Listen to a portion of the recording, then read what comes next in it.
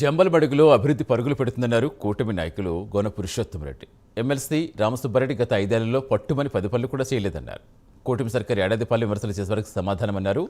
ఏడాది కాలంలో కూటమి సర్కార్ అనేక అభివృద్ధి కార్యక్రమాలు చేపట్టిందన్నారు.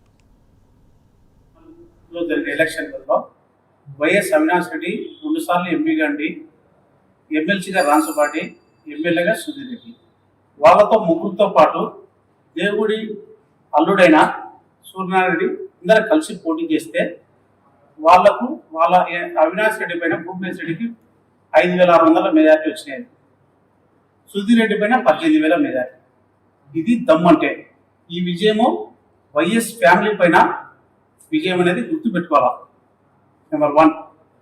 తర్వాత లైఫ్ బాయ్ ఎక్కడంటే అక్కడ ఆరోగ్యం అన్నట్లు, రామసుబ్బారెడ్డి గారు ఎక్కడంటే అక్కడ అనారోగ్యం. ఆ పార్టీకి అనారోగ్యం.